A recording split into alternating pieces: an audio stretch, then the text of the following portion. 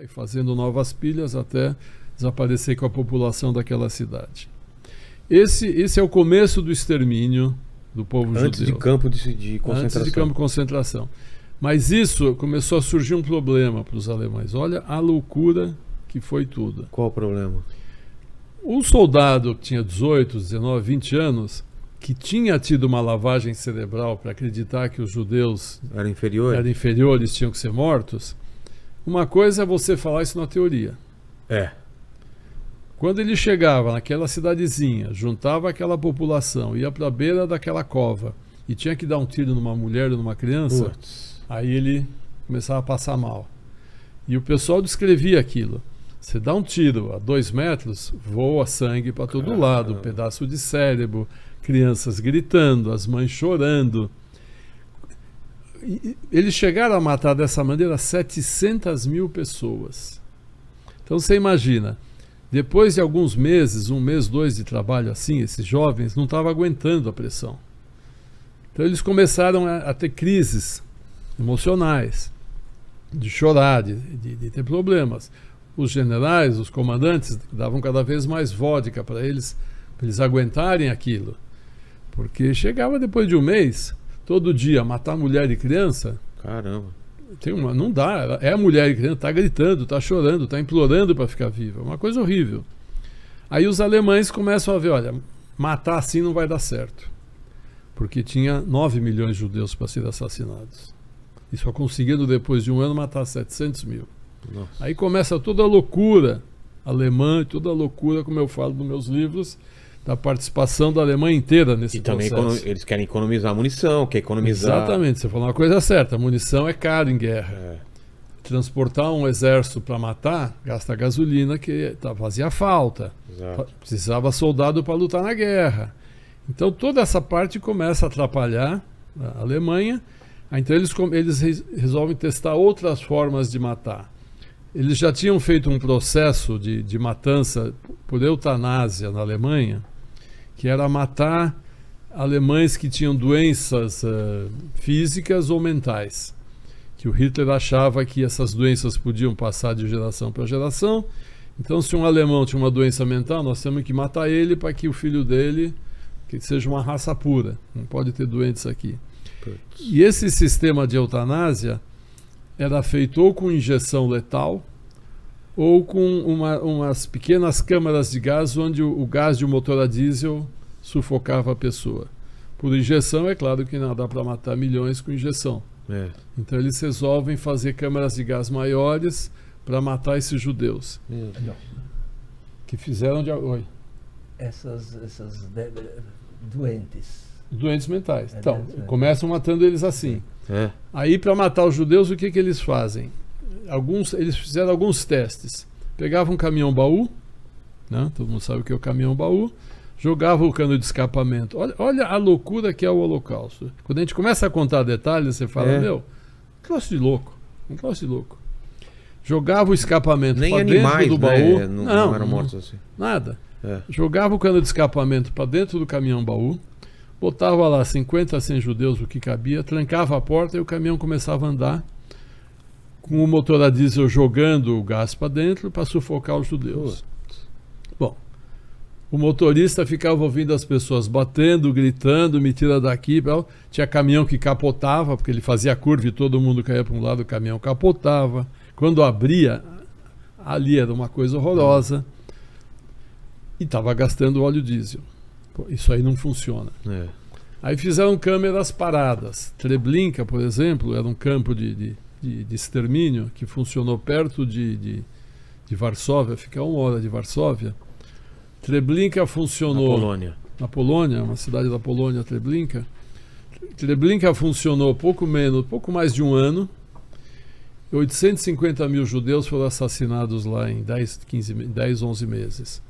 As pessoas desciam do trem, lá tinha essas câmeras de gás de cimento, também com os motores a diesel, as pessoas chegavam, iam entrando e iam morrendo sufocadas. Né? Como o caminhão não estava andando, dava certo, mas estava gastando óleo diesel. É. Né? E aí os cadáveres eram queimados ao ar livre do lado de fora. Você imagina o fedor que era aquilo lá. A loucura que eram campos assim. Tiveram 3 campos assim: Sobibor, Treblinka e Belzec. São 3 cidades da Polônia onde funcionaram campos de extermínio por gás carbônico, sei lá o que, CO2, o que é isso. Até que a maior indústria química da Alemanha, IG Farben, através de uma das subsidiárias dela, pegou um inseticida,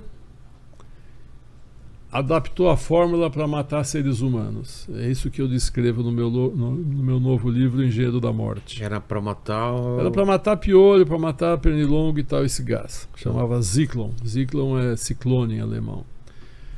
Aí os engenheiros dessa fábrica falaram: nós vamos adaptar esse gás para matar seres humanos. Me emprestem... Olha a loucura. Me emprestem 600 soldados russos para eu testar de cobaia. Então pegaram 600 prisioneiros russos do campo de Auschwitz e fizeram testes até a fórmula ficar boa para matar seres humanos em 20 minutos. E o mais rápido possível. Mais eficiência, mais barato e tudo mais. É daí que surgiram as câmaras de gás que a gente ouve falar. Por que o Zyklon era bom? Porque o Zyklon eram cristalzinhos. Zyklon não era nem gás nem líquido. Então, para transportar, não tinha risco de explosão, de vazamento. O Zyklon, quando entra em contato com o ar, ele gaseifica, cristalzinho gaseifica, aí vira aquele gás que as pessoas respiravam e morriam em 20 minutos. É daí que surgem as câmaras de gás que a gente visita em Auschwitz, visita em alguns campos, que a gente vê a produção industrial. Quando começam a matar com Zyklon, Auschwitz tinha 5 câmaras de gás grandes, a produção é tão grande, é tão rápida a morte, que não dava mais para queimar os cadáveres ao ar livre. Por quê? Porque era muito cadáver, surgindo um fedor insuportável. Aí que eles chegam nos crematórios, que as pessoas também ouvem falar nos crematórios, dos campos de concentração. Tinha uma indústria alemã que fazia fornos de pizza, forno de pão e forno crematório, que oferece para os nazistas: olha, eu posso fabricar fornos potentes, grandes, onde vocês podem queimar os cadáveres com mais rapidez. Então a indústria alemã foi colaborando nesse sistema, foi conivente porque ganhava dinheiro. Vendiam o Zyklon, vendiam os fornos. Os campos de concentração eram cercados de arame farpado, 3, 4 fileiras. Vendiam o aço. Alguém tinha que fabricar.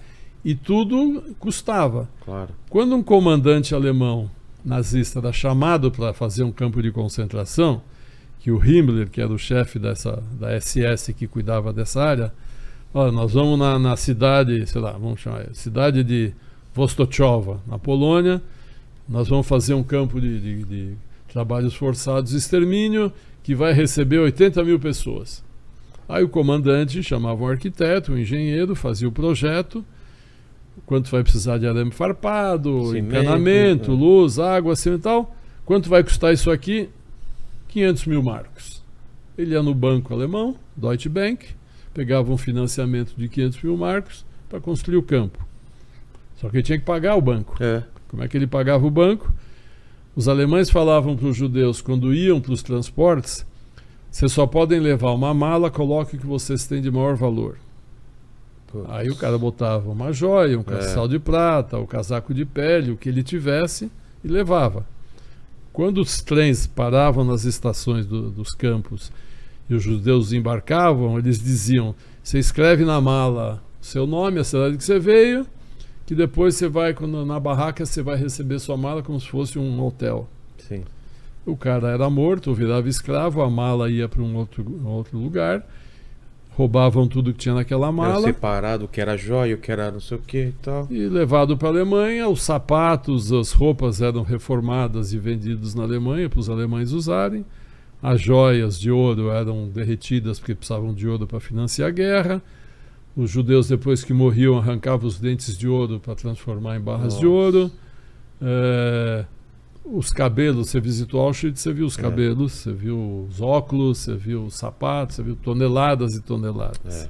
Você sabe por que tinha os cabelos? Não.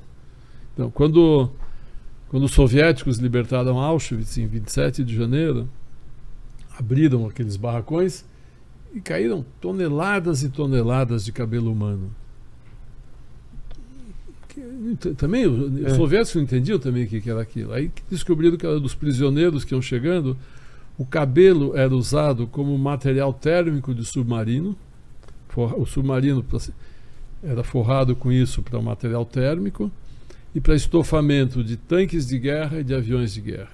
Então até o cabelo dos judeus era usado, né? Nada se perdia. Em Majdanek, que é um campo que está intacto porque os soviéticos chegaram rápido, os alemães fugiram muito rápido, em Majdanek encontraram notas fiscais de venda de cabelo humano. Tem lá, não sei quantas toneladas de cabelo, tantos marcos.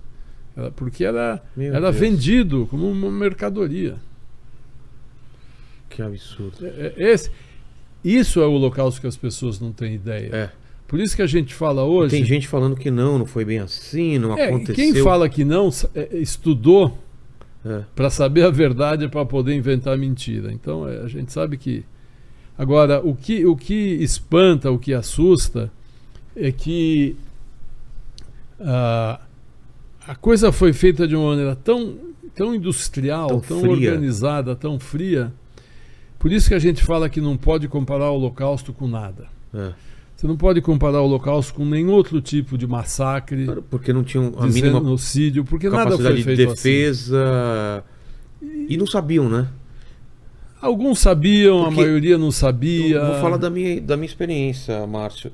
Quando eu fui lá em Auschwitz, a coisa que mais me chamou a atenção são aquelas fotos dos prisioneiros nas paredes.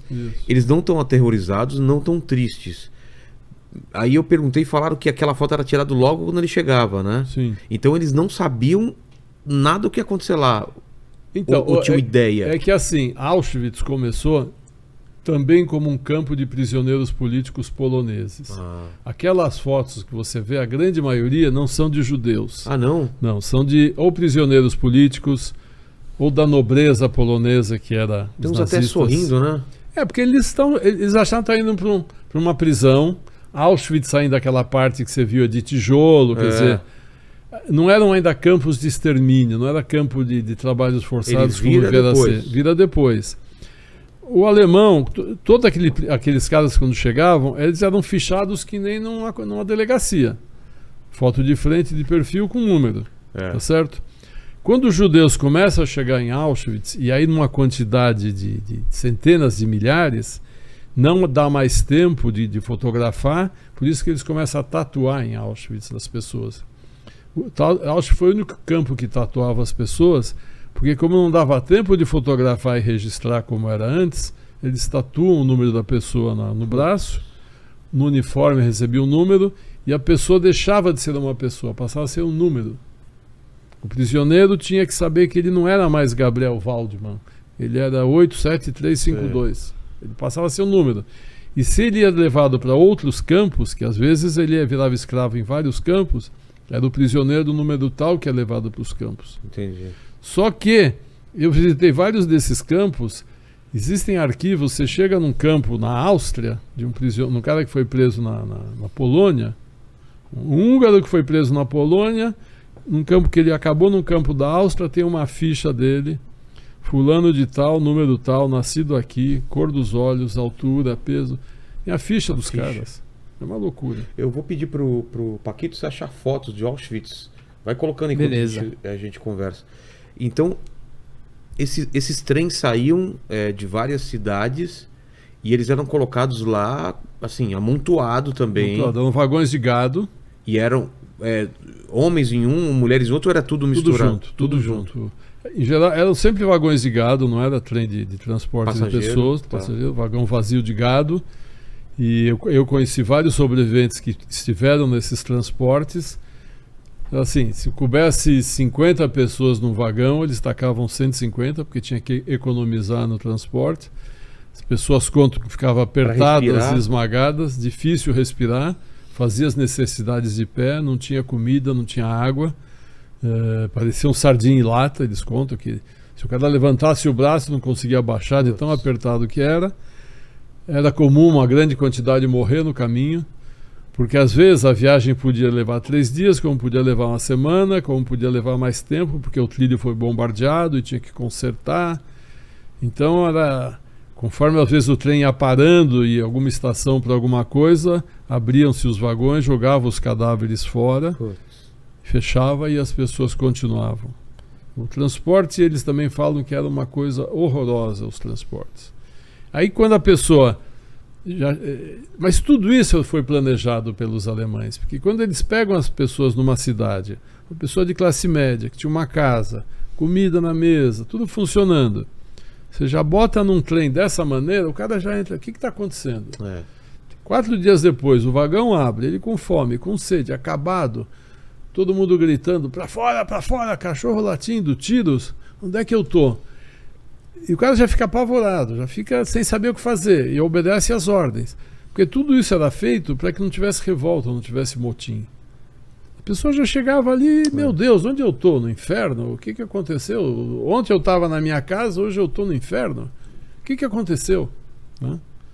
Mas tudo isso era planejado, tudo isso era pensado pelos alemães. E isso demorou... Isso foi no decorrer de quanto tempo? No decorrer dos 5 anos. 5 anos. Quando a guerra começa em 1º de setembro de 1939, acaba em maio de 1945. Nesses anos passou pela fase dos campos de extermínio, câmara de gás, os caminhões, o fuzilamento, a fome, as doenças. Nesse período, 6 milhões de judeus morreram, ou de gás, ou de tiro, claro ou de fome. É um número aproximado, pode ser mais. Mas é bem próximo desse número, porque tem registros de quase tudo. Tá. Tem um memorial... Eles eram muito organizados nesse Muito sentido. organizado. Eu visitei um memorial em Łódź, as pessoas falam Lodz, uma cidade na Polônia, onde nas paredes do memorial tem todas as planilhas dos trens. O trem tal, vagão tal, não sei o quê, tais e tais pessoas. As pessoas estão lá, sabe? Entendi. Eu encontrei viajei com uma menina, levei um grupo de jovens, que ela achou o nome dos familiares nessa lista. Meu Deus. Então, era tudo documentado. Na França, a França foi muito criminosa no Holocausto. Por quê? Porque ela foi invadida. A França foi invadida, mas se entregou fácil para os nazistas. Mal lutaram contra os nazistas. Eu até escrevi um artigo que a Ucrânia ia lutar muito mais contra o Putin do que a França contra os alemães, e acertei. Já tem 10 meses de guerra, a França caiu em 15, 20 dias. Né? Os franceses se entregaram, receberam bem os alemães em Paris, e quando os alemães pediram para que os franceses entregassem os judeus, a própria polícia francesa caçou os judeus para entregar eles para esses trens que iam para o leste europeu. Quer dizer, a Gendarmerie, a guarda francesa, foi na casa dos judeus prender eles e entregar para os alemães. E, naquele momento, as ordens alemãs eram levar só os adultos. Mas o próprio governo francês falou, você não vai deixar as crianças sozinhas, leva as crianças também. Meu Deus. 70 mil judeus franceses foram assassinados graças à colaboração francesa. Mas eram levados de lá para outro lugar ou foram de lá assassinados para a Polônia, onde eram mortos. Primeiro, alguns ficavam em campos na França, uma época. Teve campo, então, vários campos de concentração, prisões na França. Que quem tomava conta eram franceses, não eram alemães. Na Holanda foi a mesma coisa. Não se fala muito nisso, né? Da participação. Se fala muito pouco da participação dos países europeus no Holocausto. Na Holanda foi a mesma coisa. Foi a polícia holandesa que caçava os judeus. Tinha um campo de Westerbork, perto de Amsterdã, onde os judeus ficavam confinados antes de pegar os transportes. Quem tomava conta era o exército, era a polícia holandesa. Na Lituânia foi a mesma coisa. Na Letônia. Os ucranianos eram voluntários para trabalhar em campos de concentração, se ofereciam porque era um emprego. Sim. Os lituânios e letões também se ofereciam para trabalhar. Por isso que a gente fala que, quando acabou a guerra, os judeus, uma grande parte, preferiu ir embora da Europa, e quando chegaram aqui, deram graças a Deus e abençoaram essa terra, que o Brasil recebeu eles de braços abertos, permitindo que eles vivessem e trabalhassem em paz. Caramba! E por que você acha que aconteceu isso na Holanda, França, Medo, também um pouco de antissemitismo. Antissemitismo. There is no free lunch, tá certo? Não tem almoço grátis. Quer dizer que se eu Tem denunciar vantagem? o meu vizinho vai preso, vai desaparecer, a casa fica para mim? Fica. Ele é judeu. Fica com os móveis, fica com as roupas, fica com a casa. 95% dos judeus holandeses foram assassinados. 95%. 90% dos judeus poloneses foram assassinados. 95% dos judeus lituanos foram assassinados. 50% dos judeus húngaros foram assassinados. Os números são muito grandes. Tem países que não existem mais judeus. A Polônia hoje, que tinha 3.300.000, talvez tenha 5, 10 mil judeus. A Lituânia, 2 mil judeus. A Letônia, 1.000 judeus. E são países que tinham. A Polônia, a Lituânia tinha 10, 15% da população era judeus. Depois da guerra não sobrou ninguém. Meu Deus. Os números são absurdos. A Polônia tinha 10% de judeus.